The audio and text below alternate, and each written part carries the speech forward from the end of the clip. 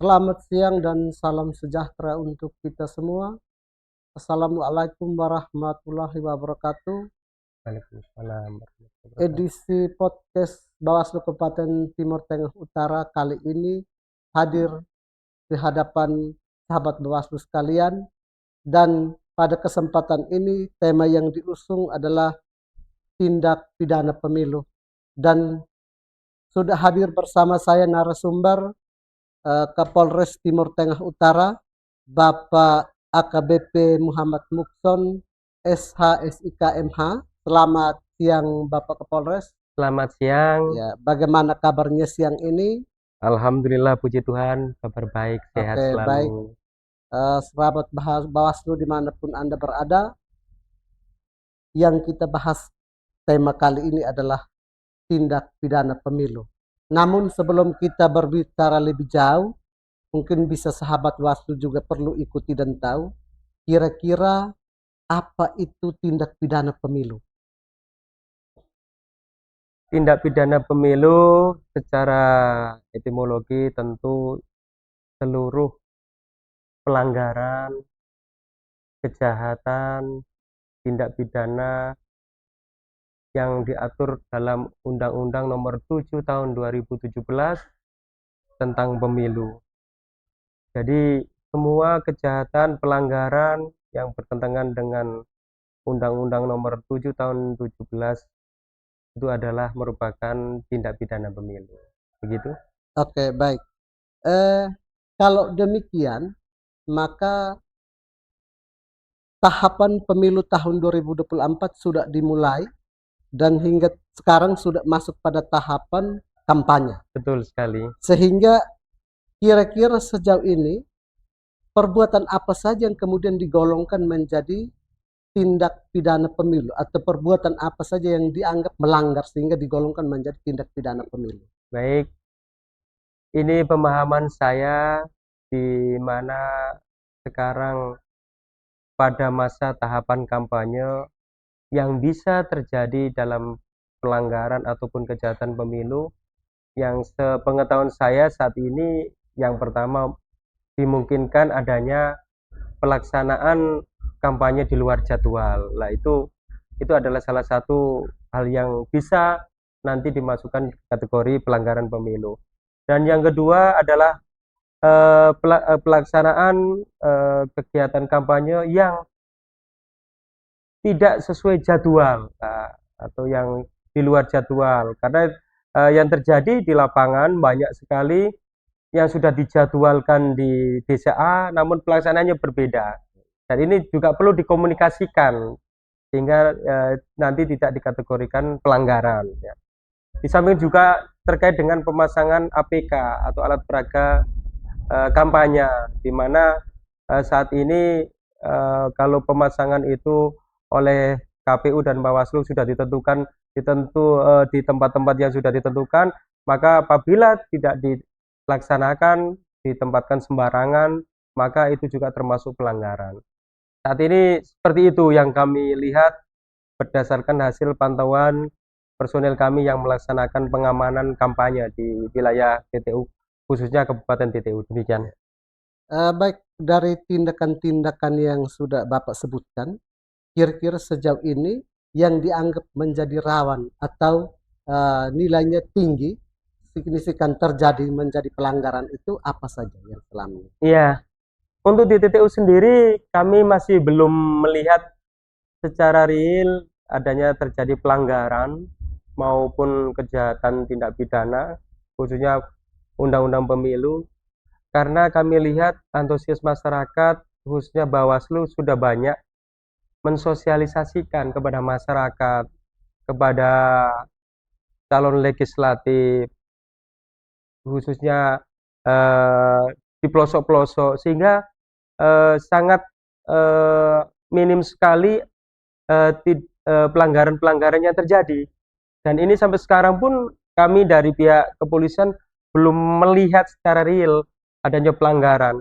Hanya yang perlu kita antisipasi tentu kaitannya dengan pelanggaran ini adalah money politik, karena sekarang adalah masa kampanye dan anggota kami juga melaksanakan pengamanan sampai saat ini yang dulu sering terjadi mungkin ya di tahun 2020, 2019 itu adalah money politik, pembagian uang kepada peserta kampanye. Dan ini sampai saat ini belum terjadi. Sehingga saya sebagai pihak keamanan sangat berterima kasih kepada unsur terkait penyelenggara pemilu, KPU, Bawaslu yang sudah bagus untuk mensosialisasikan terhadap masyarakat, terhadap peserta pemilu itu untuk tidak melakukan baik pelanggaran maupun kejahatan yang dapat mengganggu stabilitas Kamtibmas. Demikian. Oke, baik. Kalau memang demikian, maka sahabat Bawaslu, bahwa hingga saat ini di Kabupaten TTU belum ada tingkat pelanggaran atau belum ada tindakan yang kemudian sangat signifikan dapat mempengaruhi tahapan pemilu sehingga dikategorikan sebagai tindak pidana pemilu. Nah, jika demikian, maka kira-kira dalam melaksanakan tugas di pihak atau di jajaran kepolisian, apakah ada rintangan atau halangan yang kemudian dapat menghalangi petugas di lapangan dalam rangka mengamankan tahapan pemilu 2024? Silakan. Ya. Berdasarkan data indeks kerawanan sesuai dengan evaluasi dari Badan Intelijen Kepolisian, TTU merupakan wilayah sangat rawan. Ini disampaikan pada saat ANEF gangguan Kamtibmas di wilayah Bali. Sehingga data itu menjadi pedoman bagi kami untuk melakukan langkah-langkah strategis dalam menciptakan situasi Kamtibmas, diantaranya yaitu pihak kepolisian melaksanakan calling system. Dan calling system ini kita laksanakan menyeluruh sampai ke pelosok desa, karena masyarakat kita yang mudah terprovokasi adalah di perkampungan, sehingga hal ini tentunya dapat membawa dampak yang positif ke depannya, sehingga di kampanye proses pemilu di tahun 2024 kiranya dapat berjalan dengan aman dan lancar. Jadi dari kepolisian sendiri ada kegiatan yang namanya Jumat Curhat dan Minggu Kasih. Di sini kami langsung turun beserta seluruh pejabat utama Polres Timur Tengah Utara dan Babin Kamtibmas, ditambah 3 pilar, ada Babinsa dan kepala desa untuk mensosialisasikan terkait dengan situasi Kamtibmas yang kondusif. Sehingga kejadian-kejadian yang lalu menjadi pembelajaran buat kita bahwa ini adalah pesta demokrasi di mana masyarakat harusnya bersukacita. Jangan ada yang namanya black campaign, berita hoax, atau menjelekkan satu sama lain. Jadi kita buat pesta demokrasi itu sesuatu yang menyenangkan, sehingga masyarakat bisa menikmati, menyalurkan apa yang dipilih tanpa ada intimidasi. Jadi saat ini itu juga kami laksanakan sosialisasi di tempat-tempat adik-adik yang kita merupakan pemilih pemula. Seperti kami kemarin melaksanakan sosialisasi di wilayah di SMA, ya, di SMA yang pada masa dia memiliki kesempatan menjadi pemilih pertama, maka kita berikan sosialisasi sama-sama untuk ikut serta menjaga situasi Kamtibmas yang kondusif. Demikian. Oke, baik. Berdasarkan yang disampaikan Bapak Kapolres bahwa sejauh ini tidak ada tantangan yang berarti Ya, di betul lapangan sekali. ketika melaksanakan tugas di lapangan. Nah, juga tadi disampaikan bahwa sejauh ini belum adanya unsur dugaan pelanggaran tindak pidana pemilu. Betul. Nah, sehingga harapan kami juga kepada Bapak bersama jajaran ke bawah ke depannya dalam melakukan tugas bersama juga dengan kami, kita sama-sama melakukan pencegahan. Karena tadi Bapak sudah sampaikan bahwa sering melakukan pertemuan dengan pemilih pemula, dengan masyarakat, Betul sekali. mensosialisasikan, dan semoga saja juga bisa kami titip pesan, bisa sisipkan salah satu materi kaitan dengan money politik atau politik uang itu sendiri. Iya, betul. Sehingga kita di TTU betul-betul terhindar dari yang namanya tingkat pelanggaran tindak pidana pemilu, dalam hal ini money politik. Iya, betul Oke. sekali. Kalau memang demikian dari yang sudah disampaikan bahwa di TTU untuk sementara masih aman, ya toh, maka mungkin sejauh ini adakah tips ataukah adakah pendekatan yang kemudian bisa dapat meminimalisir persoalan, terutama kaitan dengan tindak pidana pemilu, disampaikan kepada sahabat Bawaslu sehingga bisa mengikutinya. Adakah tips dari Bapak bersama jajaran? Silakan Bapak. Baik, terima kasih Bapak Ibu sekalian. Tentu bahwa pelaksanaan pemilu di tahun 2024 adalah merupakan hajat kita bersama.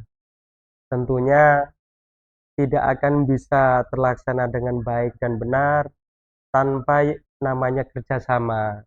Tentu kerjasama ini dibutuhkan komunikasi, koordinasi, dan kolaborasi oleh semua pihak, baik bagi pemilih, baik bagi penyelenggara, terus juga bagi penegak hukum, sehingga pelaksanaan kegiatan pemilu dapat berjalan dengan aman dan lancar. Sehingga pesta demokrasi ini adalah merupakan pesta rakyat yang betul-betul masyarakat bisa menggunakan hak pilihnya tanpa intimidasi, sesuai dengan pilihan masyarakat masing-masing, dan dilaksanakan juga dengan bahagia tanpa ada rasa tekanan atau ketakutan ataupun hal-hal lain yang membuat kegaduhan dalam berpolitik. Di samping itu juga saya berharap masyarakat tidak mudah untuk terprovokasi oleh berita-berita hoax yang saat ini sangat-sangat marak terjadi di kalangan kita. Kebebasan menyampaikan pendapat itu tanpa terbatas, ya. Namun tentu sebagai manusia kita memiliki rasa tanggung jawab untuk setidaknya mengklarifikasi dulu berita hoax itu benar atau tidak, sehingga tidak ada yang dirugikan. Karena tentu saja apabila berita hoax itu betul-betul menyebar tanpa dipertanggungjawabkan, maka akan ada masyarakat atau orang lain yang dirugikan. Itu yang paling penting, karena kita berharap masyarakat kita tenang, damai, dan bahagia dengan adanya pesta demokrasi di tahun 2024. Demikian dari saya. Oke, baik. Saya kira apa yang sudah diperbincangkan cukup, para sahabat Bawaslu. Semoga mengikuti terus podcast kami sehingga mengupdate informasi-informasi terkini kaitan dengan pengawasan pemilu untuk penyelenggaraan pemilihan umum tahun 2024. Bersama rakyat awasi awasi pemilu, bersama Bawaslu tegakkan keadilan pemilu.